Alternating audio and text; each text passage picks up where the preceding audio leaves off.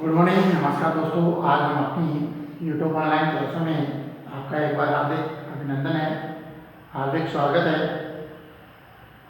हमने previous class में परीक्षा के बारे में अध्ययन किया।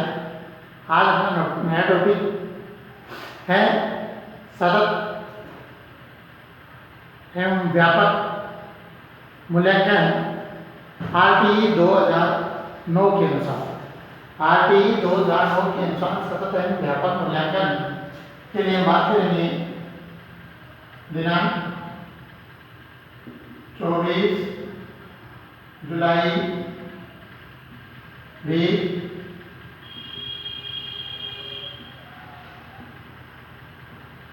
असेसमेंट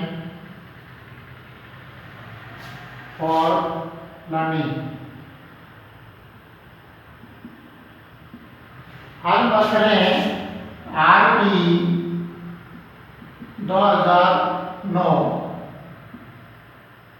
शिक्षा अधिकार अधिनियम, शिक्षा अधिकार अधिनियम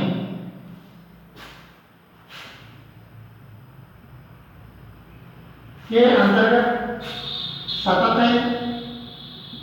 एवं व्यापक जो मूल्यांकन है उनके बारे में हम बात करेंगे।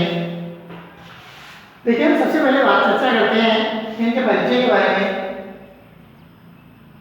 हमें जब हमारा भारतवर्ष विदेशी दासता के अधीन था तो उस समय भारत में साक्षरता का बड़ा अभाव था। कई पुस्तकों में उल्लेख है कि मात्र 3% ही लोग साक्षर थे, जो उच्च वर्ग से आया करते थे।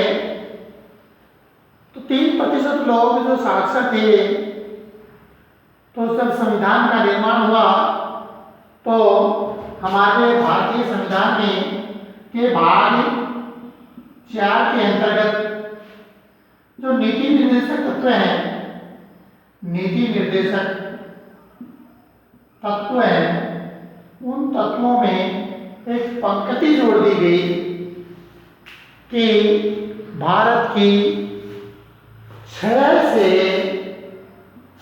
वर्ष से 14 वर्ष तक के बच्चों को शिक्षित करना, साक्षर बनाना। यह बात हमारे भारतवर्ष में वर्षों तक हमारे राजनेताओं ने, राज्य सरकारों ने इस तत्व की, इस पंक्ति की ओर कोई ध्यान नहीं दिया गया। जब इस पंक्ति की ओर ध्यान दिया गया माननीय हाईकोर्ट के द्वारा, तो उन्होंने राज्य सरकारों को निर्देशित किया कि नीति निर्देशक तत्वों के अनुसार 6 से 14 वर्ष तक के बच्चों को निःशुल्क एवं अनिवार्य शिक्षा प्रदान की जाए। कौन सी? निःशुल्क एवं अनिवार्य, निःशुल्क एवं अनिवार्य शिक्षा प्रदान की जाए। ये माननीय कोर्ट द्वारा इसको निर्देशित किया, तो हमारी सरकारों ने इस ओर थोड़ा सा ध्यान दिया और ध्यान देने के बाद 6 से 14 वर्ष तक के बच्चों को 2002 में जब ये प्रक्रिया चली तो 2009 तक 1 दिसंबर 2009 तक 1 दिसंबर 2009 तक भारतीय संविधान में एक संशोधन किया गया और जो संविधान संशोधन 86वें संविधान संशोधन के नाम से जाना गया। जब 86वां संविधान संशोधन किया गया, उस समय से लेकर के 1 दिसंबर 2009 से फिर संशोधन होने के बाद पारित हुआ और जुलाई 2010 में 1 जुलाई 2010 से निःशुल्क एवं अनिवार्य शिक्षा अधिकार अधिनियम है, वो एक मौलिक अधिकार के रूप में उभर करके सामने आया। इसी प्रकार ये आरटी 2009 है, वो 1 दिसंबर 2009 के आधार पर इसका नाम आरटी 2009 अधिकार अधिनियम रखा गया, जबकि ये लागू हुआ वो जुलाई 2010 में। 1 जुलाई 2010 में ये बात करते हैं हम कि ये कौन सा संविधान संशोधन अधिनियम था, ये 86वां संविधान संशोधन अधिनियम था। अब हम छोटी सी बात करेंगे कि ये संविधान संशोधन है, ये भारत के केवल जे&के जम्मू एंड कश्मीर राज्य को छोड़ करके पूरे भारतवर्ष में लागू किया गया। और से एकमात्र केवल जम्मू और कश्मीर, जहां पर धारा 370 थी और आज धारा 370 समाप्त हुई है, अब वो केंद्र शासित प्रदेशों की प्रांतों की संख्या में आ गई। इसीलिए जब 86वें संविधान संशोधन में केवल जम्मू कश्मीर राज्य को छोड़ करके ये आरटी पूरे भारत में लागू हुआ। हमारे यहाँ राजस्थान में बात करेंगे तो राजस्थान की बात करते हैं। जब भारत में ये लागू हुआ तो हमारी राजस्थान सरकार ने 29 मार्च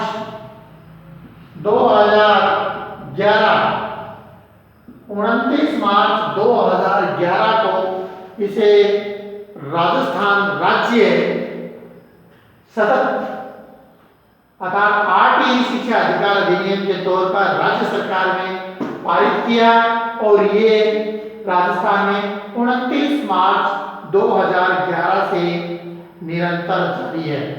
इससे हमारे भारतवर्ष की संपूर्ण जो साक्षरता है, जागरूकता है, इसके बारे में एक अधिकार प्राप्त हुआ है। तो आज हम इसी अधिकार के सतत एवं व्यापक मूल्यांकन के बारे में बात करेंगे।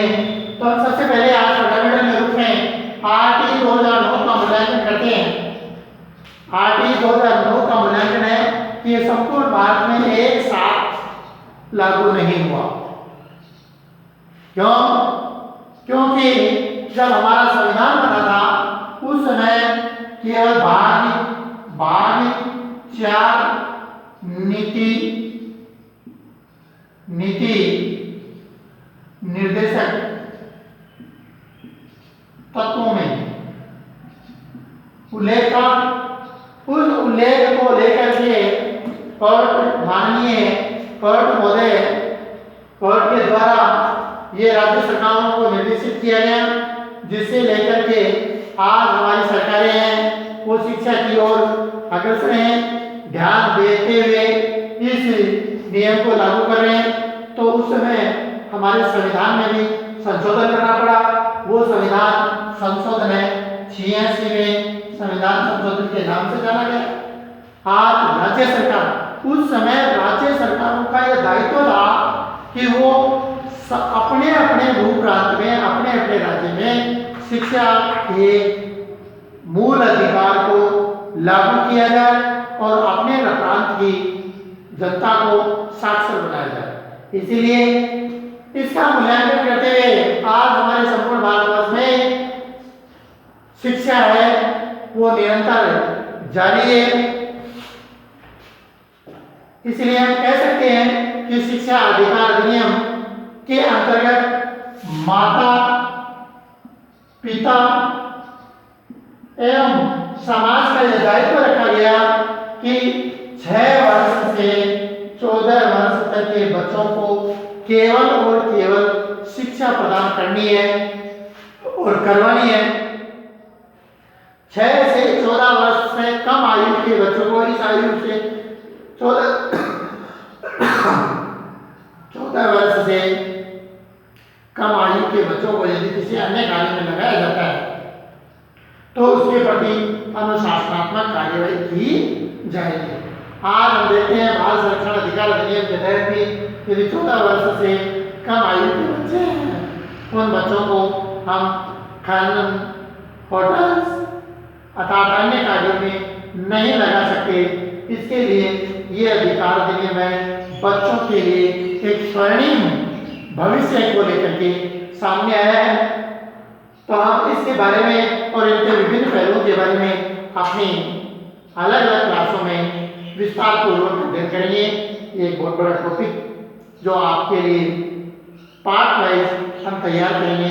धन्यवाद।